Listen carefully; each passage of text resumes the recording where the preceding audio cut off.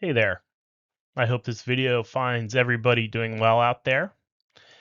Today, I'd like to discuss building and keeping documentation with the goal of protecting yourself at work. So, if you think the truth itself will keep you from being victimized by poor manager behavior, poor coworker behavior, or even just misunderstandings, I believe you're wrong. So, I want you to repeat after me. Go ahead and say it out loud. If it isn't documented, it didn't happen. All right, now I want you to say it again because I want you to remember it. If it isn't documented, it didn't happen. When it comes to protecting yourself at work, remembering that statement and heeding its warning is key. In fact, if it isn't documented, it didn't happen is the mantra many HR professionals follow when it comes to keeping the company, and yes, their own jobs, safe. It's important to understand that everything HR does is to keep the company safe from EEOC claims and lawsuits, and again, to protect their own jobs. So, why shouldn't you do the exact same thing? HR documents everything. There's no reason why you can't or shouldn't do the same. Because here's the reality the truth isn't enough. I hate to say it, and this certainly isn't true for all HR professionals and managers, but there are many HR people and managers out there that will not tell the truth and sell you up a river to protect themselves. Remember, if it isn't documented, it didn't happen. The documentation you collect and keep will help support the truth and squash BS if needed. So in this video, I want to talk about what exactly you should document and how to document these things. First, however, please like this video and subscribe to the channel. It's the best way to help me continue making videos that I hope you find valuable and helpful. All right, so let's start with how you should document. Start with the basics. Write down the date and the time of the day, the behavior or the incident or whatever it is that you're documenting occurred. Documenting the date and the time preserves the credibility of the documentation. Also, the date and time could help with investigations if necessary.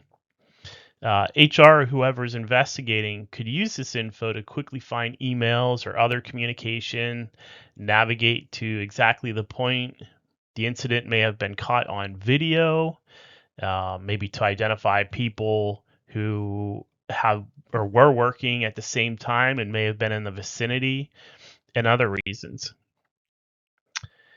So, second, identify the people that were involved and the witnesses to the event.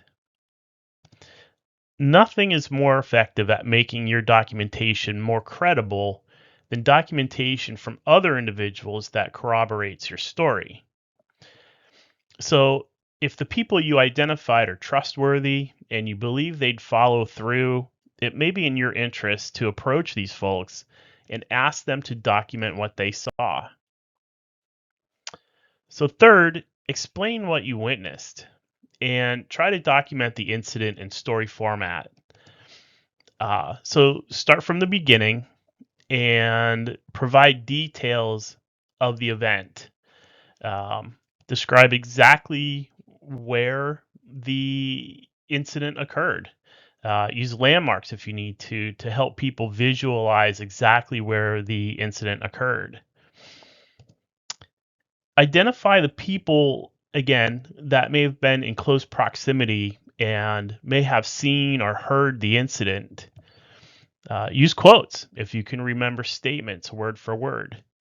It's okay to paraphrase, but you do not want to embellish.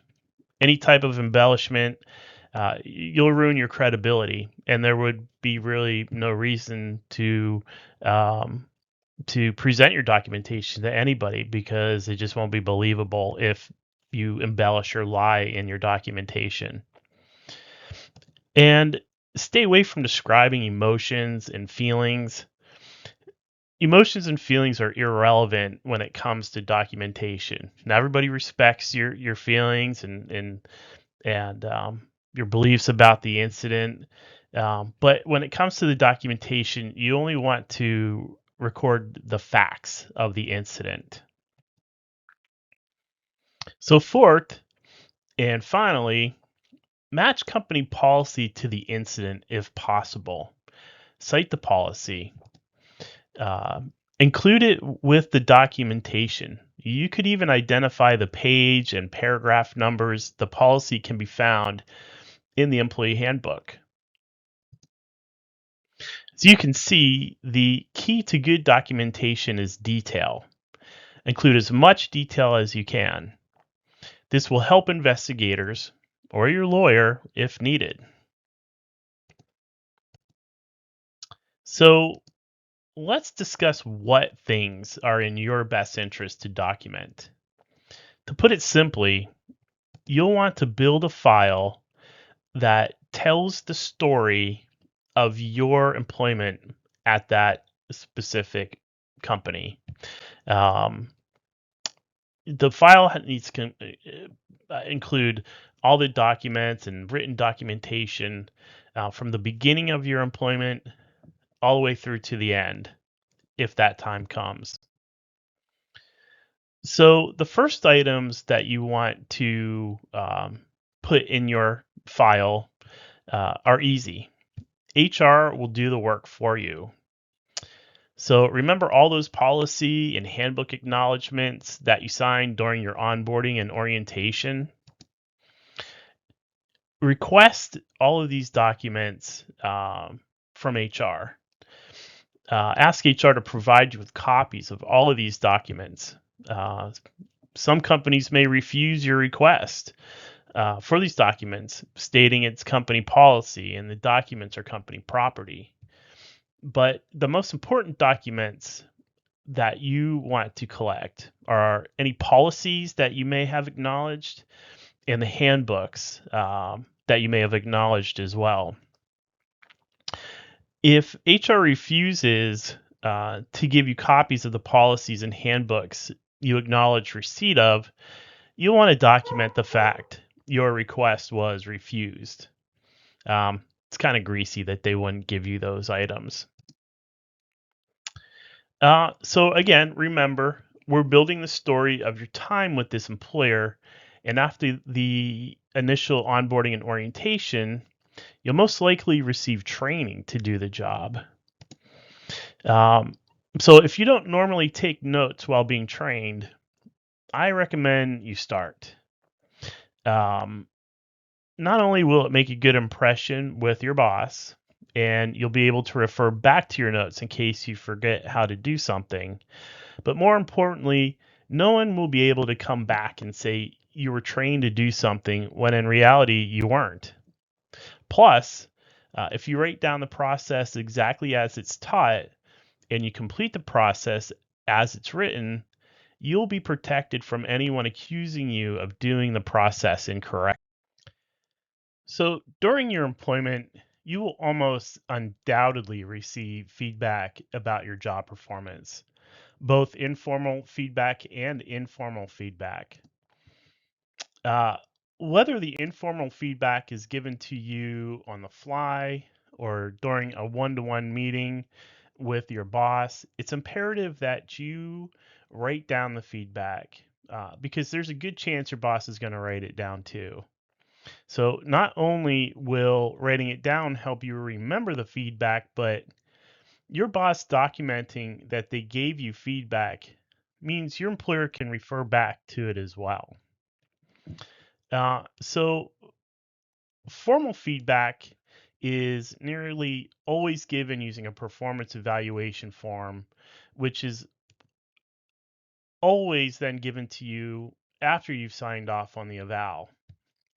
If the company uses some type of online platform to complete the evals, see about printing the evaluation off for your file, because the company can block you from accessing the evaluation if you're suspended or if you leave the company.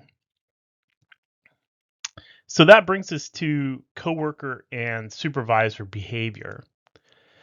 Without question, the behavior of supervisors and coworkers can turn a good place to work into a cesspool of toxicity.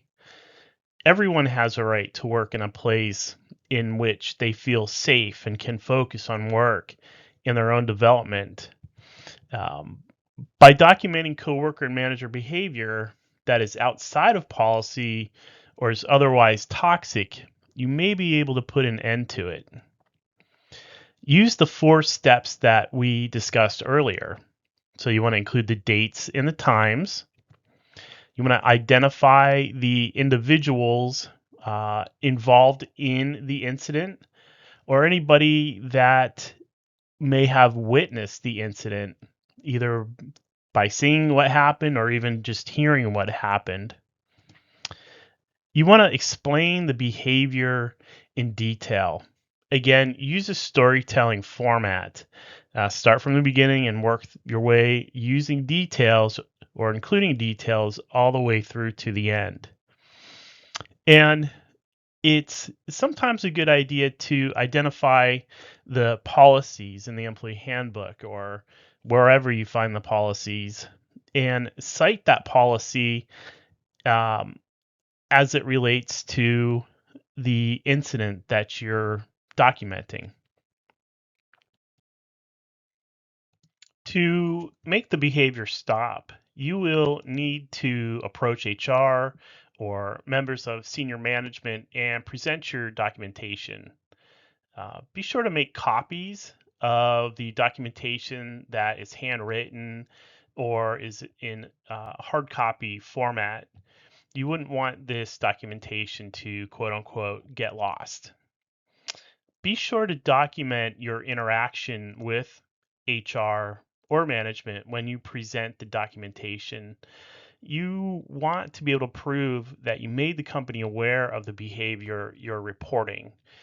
Just in case HR or management don't do anything about the behavior that you've reported.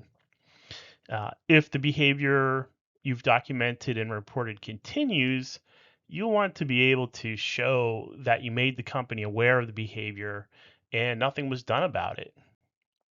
Your lawyer will thank you if it gets that far.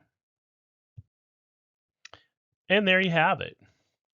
Please ask any questions you may have in the comments section. I'd love to discuss in more detail with all of you. And as always, like and subscribe. Thank you.